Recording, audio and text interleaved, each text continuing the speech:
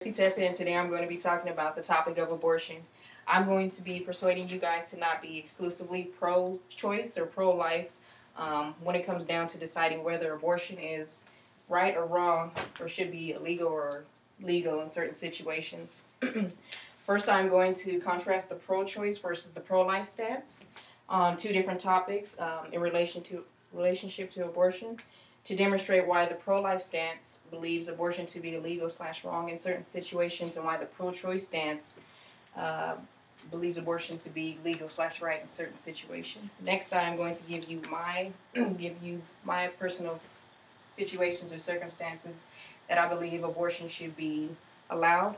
Next, I'm going to discuss certain situations or circumstances which I believe abortion should be um, illegal and not allowed. What would the world have been like if Benjamin Franklin or Thomas Jefferson or Steve Jobs were never born? Would we have electricity, or who would have invented the telephone for us to communicate with each other when we're not sitting in the same room? Or what iPad or iPod or iTouch would have been created if Steve Jobs' mother decided to abort him at a young age? Abortion is the termination of a pregnancy by removal or expulsion from the uterus of a fetus or embryo prior to a baby developing into a full-grown baby and sustaining its own life. Abortion has created such a drastic division and tension amongst people in society, such that two camps have formed: the pro-life camp and the pro-choice camp.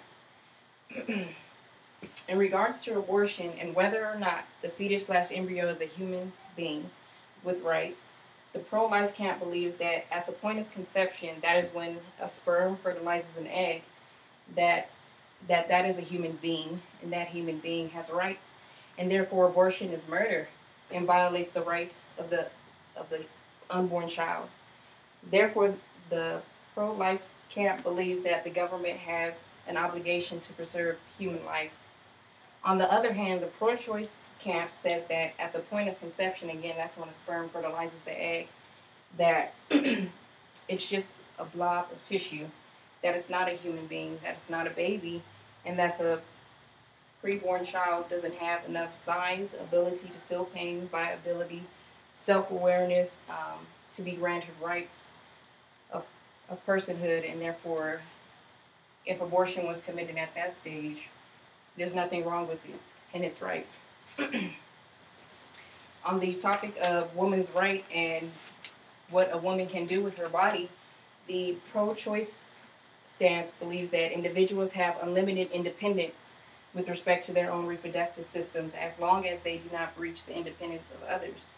In other words, they have a choice to do whatever they want with their bodies, and therefore a woman has the right to do with the child developing in her womb whatever she feels like.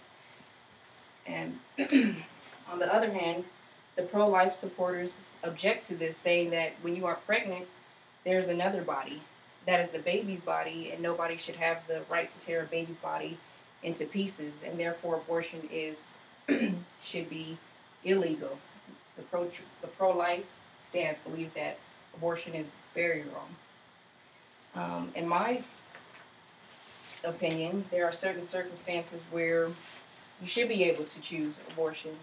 One of those situations is where a woman is sexually assaulted and she becomes pregnant. I believe that a woman should be able to have an abortion because she did not choose to be in that situation.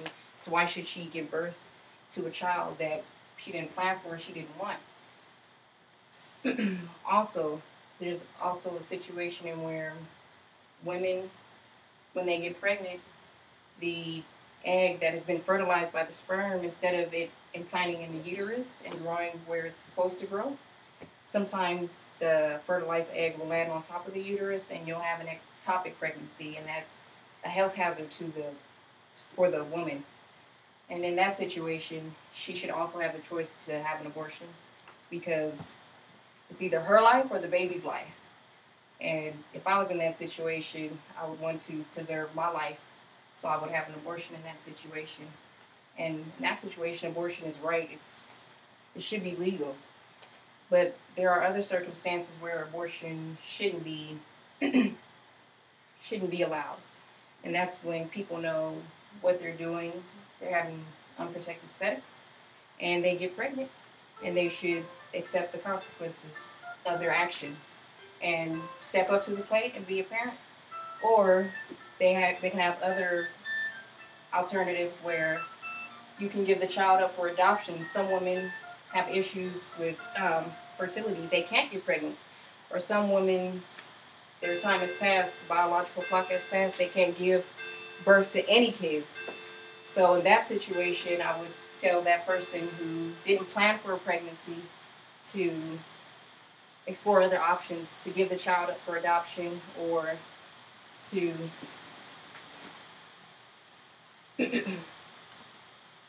allow the child to be a blessing to others who can't have a family. Okay? So today I went over the pro-life stance and how they view abortion, and I also went over the pro-choice stance and how they view abortion. I also went over my stance and how I view abortion.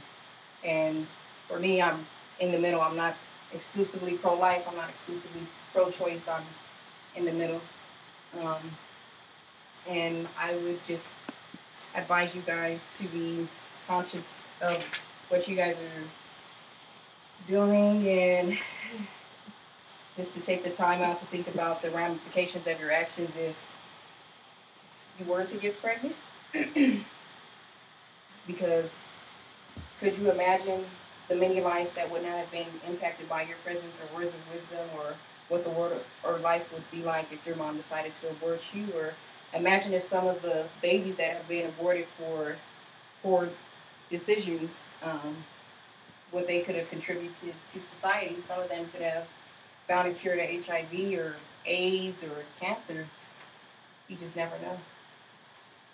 Thank you all for taking the time out to listen to my speech. I appreciate it. Have a good day.